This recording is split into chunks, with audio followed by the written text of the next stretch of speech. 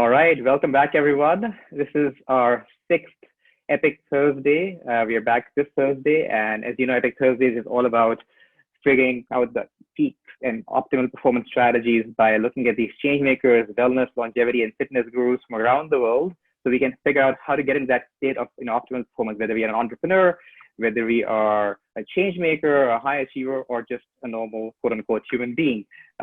And super delighted to have the one and only active recovery guru from Oregon, Lara Foster. Lara, welcome to the show. Hello, thanks, Aman. All right, so Lara, actually, I got Lara's time zone completely mixed up. I thought for a second she was actually on Eastern time, and I'm like, you must be fine right in the morning. She's like, yeah, I normally wake up, but not so early. I'm like, yeah, 9 a.m., it should be fine. And then I realized like a minute before we go live, it's actually 6 a.m. So Lara, thank you once again for being live with us. You are kind of the true model and epitomizing the active recovery protocols we'll talk on today. Got it, that's right. So look, our show, as we have discussed earlier, today is about building resilience, because Lara can talk for years about that. How do you build resilience through fitness, nutrition, and active recovery? But before we get into that, I want to make sure that we honor the great work that Lara has been doing. So a bit of perspective on who Lara is. She's a professional coach. She has her own training studio in Oregon. She coaches people one-on-one, in person, and remotely across the globe, focusing on fitness, nutrition, mobility, breath work, flow, and a whole bunch of kind of overall principles to help you get into kind of active mindsets. Starting in 2007, when she was at that time weighing 350 pounds, she lost 150 pounds in 1 year. So we need to figure out what you did in that 1 year. She's been teaching others to find their own intrinsic motivation with regards to their fitness and movement goals, so they can create those attainable and sustainable results in their life and the lives, I guess, of the people around them. She's also, and this was fun, she's also an inspiring children's fiction novelist. So if you want to see what that next book is, whenever it's coming out, the first book, I guess, when it's coming out, we look forward to that as well. So Lara, again, welcome. I'd love to kind of get started by understanding, first of all, what do you mean when you say building resilience? Because when you talk about fitness, nutrition, and active recovery, the word resilience, nobody does not show alongside that, right? Yeah, that's a great question, Aman. When we talk about resilience, it's really about your ability to move into and out of kind of different training cycles, right? So as we grow and evolve as humans, we age, we have different body styles through those ages, and there's going to be different approaches that you're going to want to do in regards to your fitness or your nutrition. And I encounter a lot of clients that want a program that's going to, bring them to home base, get them home, or, just one fitness, or excuse me, a nutrition, style thing that's going to, get them to the weight that they want, and that's it. And when we talk about building resilience, it's yes, some of those quick hits can help and work, but what you're going to do is you're going to cycle through them, and they're going to end at one point. And when the ending comes, what we want to really do is make sure that you're ending at a higher spot than you started, essentially. Does that make sense? Got it. Okay, so I guess let's unpack that a bit more now. So you talked about, fitness and nutrition. Let's start with nutrition, perhaps, right? So how do you start building resilience with nutrition then? Resilience with nutrition really comes down to knowing yourself, right? And that's easier said than done at times. So sometimes it takes a little bit of experimentation with nutrition to find which foods really actually work for you and which ones don't necessarily agree with your body. Now that could be way down the line. If you really want to get into the basics of nutrition, like I've been doing this for 13 years, kept the weight off this whole time and stuff, I will beat the drum. Calories in and calories out is really your most basic form of nailing your nutrition. And if you really don't know that, you're not sure how much gas is coming into your tank and how much gas is being put out. So it's really just the best foundation to start with. Got it. So, and once they've got, I guess, certain basic principles of the nutrition in place, and they're feeling, okay, hold on, I've got my calories count right, I'm kind of eating the right foods, and I'm kind of burning them enough. How do they get that burning process in flow, right? The actual fitness side of things. What do they do who perhaps build a program? As you said, people come for those magic, 1-day programs, perhaps kind of recover and get that front page picture of a magazine, perhaps. Right, totally. Yeah, so once you've kind of got that foundation with knowing what your calorie expenditure is, so that's your output, anything you're doing with movement, and your calorie intake is, so that's your nutrition, the things that you're putting in. Once you know your gauges, it's all personalized, right? So your height, your weight, your gender, your age, that's going to determine a bit of your calories, and then how much you move in your day, right? So if somebody's really looking to torch some fat, to get in shape pretty quick, what you're going to want to do is you want to make sure that your calorie expenditure is above what you're taking in for your nutrition. And there's different ways to play with that. You know, somebody who hasn't been working out as much, you can really do it really quick and you're going to see a quick noticeable difference. Somebody who's in somewhat shape, you're probably going to have to start really, you're going to take the next step beyond calories, which is dialing your macros a little bit. So macros is just high level, would be your carbohydrates, your fats, your protein, which is the most important one.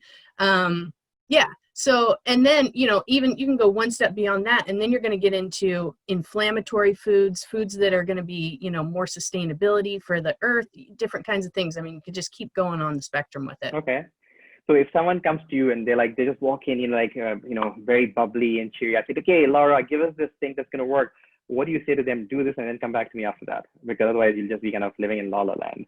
Yes, I mean, that's a great question. So my first thing would be, I would ask a lot of questions, Aman. I would need to know who this person is and what their aim is. So like any person, you have to know what their goal is, right? So why do they want to lose weight? Why do they want to look better? Is it for a relationship? Is it for a job? Is it for just to like, they've never felt good in their life? That's the most important piece for me to learn as a coach with clients that come in, is that's going to help us refine what is their intrinsic motivation. What's the real piece? It's usually not the six-pack abs, and it's usually not, you know, getting the girl. There's some other piece in there that if we can kind of anchor into that, that's what really starts churning the wheel and building resilience and makes long-term success happen. Got it. So now we know what the person's intrinsic motivation are. We know what they're really doing this for. They've started working with you, you started kind of building that nutrition program. Then you speak about the idea of scaling workouts. Help me understand, what do you actually mean when you say scaling?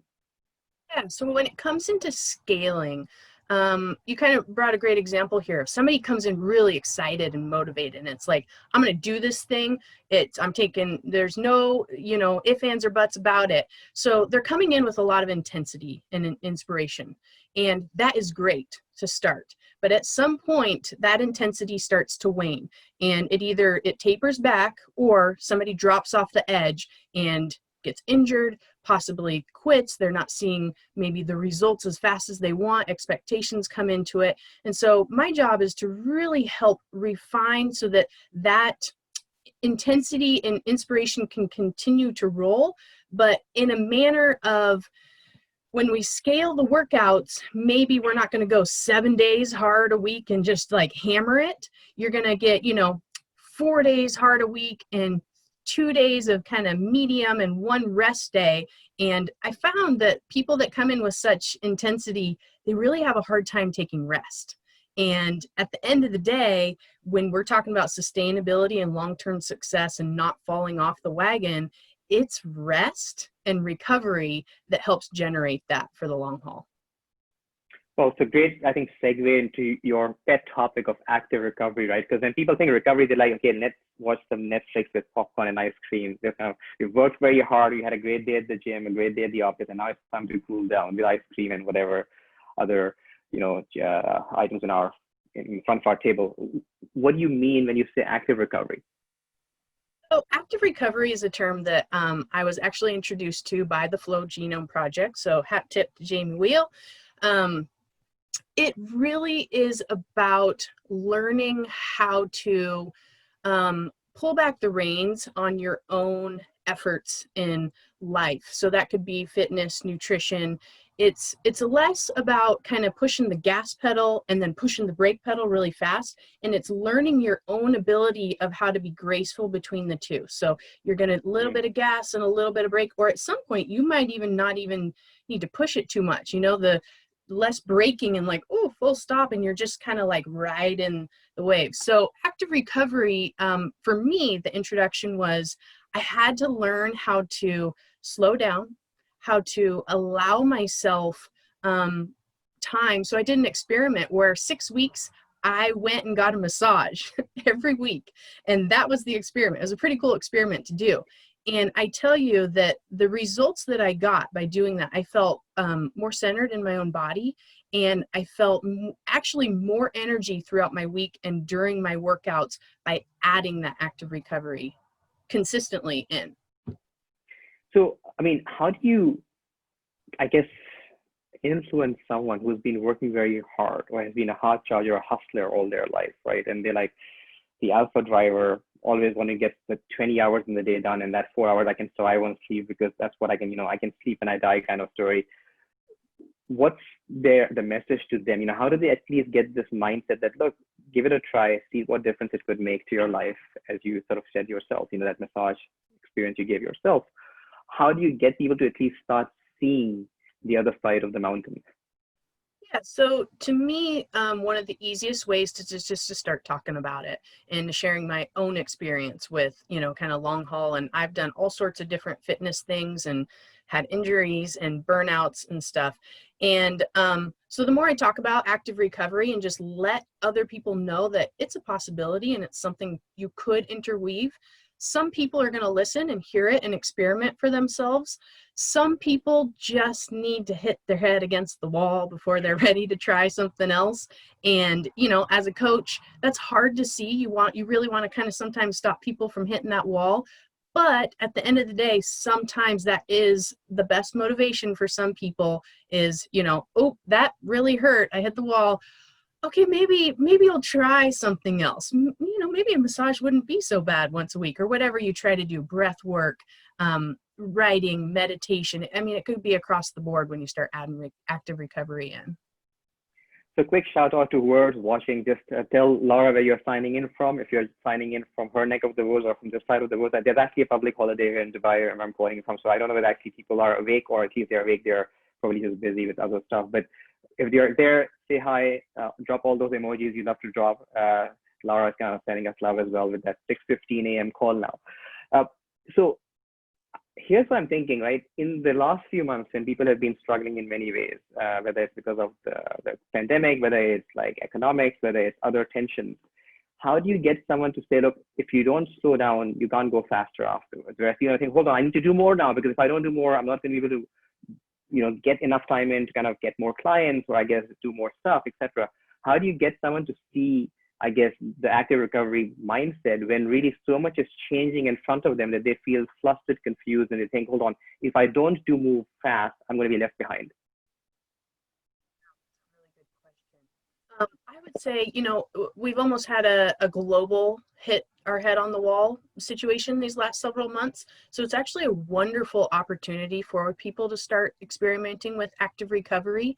And I would actually kind of just put it on the table of give you a 30-day challenge of go ahead and explore where you could add active recovery into your life, whether it's once a week, twice a week, 3 times a week, once a day.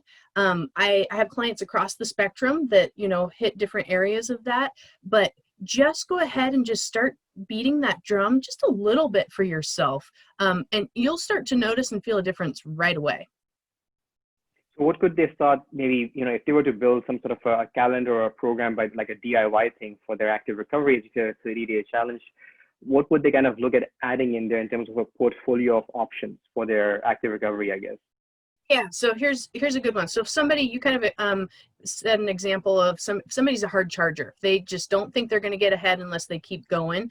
Generally, that's somebody is doing something every day of the week, right? And so that one day of the week that's rest, that doesn't happen. Are you kidding me? So putting rest days on the calendar is not going to motivate a hard charger. But if you call it active recovery, so the difference is you're not laying on the couch, you're not just watching a movie, you are out and doing something fun. So if you haven't been on a hike in a while, try to go find somewhere that you can go get outside and see nature. If you haven't gotten in the ocean or some sort of water, see if you can go find a lake or go surfing. I live near the beach, so I encourage people to get their feet in the ocean, go get in the water, even if it's, they might not be surfers, but you can still just go touch the water. I have an 80-year-old grandma who walks herself down to the beach, takes her shoes off, and gets into the water up to her knees just to experience and feel that. Those type of things, that's active recovery. So it's not about stopping, it's about adding in things that are going to help rejuvenate and fuel you. And you've, I think, also spoken, I guess, offline of the important connection between active recovery and flow. How do you get in that state of, optimal performance and mindset where everything is kind of flowing, as they say? I mean, like, can you kind of, I guess, share some reflection on that? Because many people still don't see the value of what active recovery could do to, I guess, enhance their flow potential versus the other way around. Yeah, so great question. So the flow cycle, as we know, it starts with, well, could you start anywhere, but struggle, release, flow, and then you recover, right? So a lot of people just want to get into flow and hard charging after flow. And it's pretty well known that if you're just chasing flow, it's very elusive. But recovery comes after flow. So the better you can get at your recovery, the more fuel you're going to put into that cycle, which leads to flow, right? So add to your recovery, boom, you're going to roll through that cycle. I guarantee, I can't make guarantees. Who knows what your life is like? But adding active recovery, I've noticed for myself and for clients, things start happening, and it's really cool to see. I could share some anecdotal experiences, but that would take a longer podcast for another day. So I guess in the last few minutes, let's talk about, I think you have a 70-30 framework or spectrum that you use to kind of help people understand how to organize their, I guess, programming, let's call it that. Just shed some light on that. Help us understand what you mean when you say the 70-30 spectrum, or I guess framework. Yeah, so I'll just go really high level into it really quick. Another flow genome project kind of saying is like 80-20 woke to broke, right? A lot of people that are hard charging are like 100% got to go all the way. So a great reminder is, you know what, if you're doing 80%, you're doing pretty great, So what I like to do is think about a spectrum of just, 30 to 70. Give yourself that range and that grace of, if you're having a week that you're feeling really good and you can go 70 to 80%, that's awesome. But if you're also having a week that you're kind of feeling low, you have low energy, things just aren't panning out for you, you also need to give yourself the grace to move in that 30% zone. And that might mean, only 2 workouts this week. It doesn't mean quitting, right? What we really want to do is keep people out from the 0% zone. So if we just open up 30 to 70, we really find a space where we can flow in between those two. And that's where we're going to generate our most resiliency, our better cycles of evolution, so we can grow. And just really what happens is our lows become higher, and we get excited about, ooh, I had a low week, but I made it through it and it was awesome. I'm ready to go. It's funny you say that. So I've just had an injury on my knee. So I wear a hoop device. So I guess I got a lower daily strain for the past week, and was saying, hold on, you've not been having a high strain compared to the previous week. And they have a leaderboard. So it kind of gets you to think, hold on, I'm actually falling down that leaderboard because I've not been able to keep up. But I'm like, look, if I actually train hard now, that injury is going to get worse and I'm going to be out for even longer. So it'd be okay if I kind of have a low week, to your point, because that will allow me to get back into the game. So versus kind of really saying, no, okay, hold on, I'll recover on the go. And that kind of is like, a false premise often, right? So you kind of try that, and if you just break it, it's gone. It's happened in the past to me. So I guess, you learn from your mistakes, right? Kind of figure that happen. Absolutely do. So if you were to finish off with maybe 3 actionable tips people can walk off with and start implementing. I mean, we've covered a bunch of things that people can probably pick up from anyway, but if you were to leave them with 3 actionable things, guys, do this. By the way, we have, as I said, we're into a long weekend over here, so people are going to be really consuming calories, to your earlier point. So I guess if there's something along that line that's going to say, okay, how do you get at that fat burning mode that keeps you sustained fat burning, for the next 4 or 5 days? So I'll leave it to you, and 3 tips, protocols, habits, recommendations. question. So first one, I would absolutely recommend adding active recovery into your life. It doesn't seem like it's the quickest hat tip, but it's going to keep rolling forward. Second one is, you know what? Really focusing in on your own breath work and how you breathe is going to produce massive gains for you. So I'm going to go ahead and say there. And then, you know, if you're looking for that fat burning tool, which a lot of people are, any sort of quick sprint kind of workout where you really elevate your levels, any sort of high intensity workout, metabolic conditioning, that's really going to start burning the fat. And then, you know, if you want to do something, just set up a challenge for yourself, go ahead and do 100 burpees for time. Let us know how that goes for you, for us. Pre-dinner, I guess. Yeah. Oh, sure. Try that. Well, I mean, I do a bit of, as you said, you know, build up the metabolic rate just before a heavy meal, just to make sure my insulin goes lower, and that allows me to kind of make sure I can deal with the sugar intake, I guess, and as opposed to the spike that happens afterwards. I've not tried the 100 burpees, so that may be the next challenge once my knee has recovered a bit, if I can say that, right? All right, Lara, so wonderful again. Thanks so much. Any final thoughts, any final kind of word of wisdom that you feel would be useful in the times that we live in that people can do to build resilience and stay strong and thrive on the other side? I'm going to continue to roll with the 30 to 70 spectrum, you know, allowing people to have, you know, upper weeks, and allow yourself the grace to have low weeks, but don't bottom out with it. It's okay to have a low week and you're going to spring back up, and just continue to wave between those two spaces. We're going to make it through this. It's, you know, things are going to probably change, but who knows, could change for the better. But as we're rolling through, what you can do for yourself is just keep yourself moving, eat as the best you can, sleep the best you can, and we'll do the best we can. All right, everyone. Thanks again for tuning in. Lara Foster, all the way from Oregon. Thank you, Lara, for being with us today. We're back next week with another Epiq Thursday. See you all then. Thanks for watching. Sayonara for now.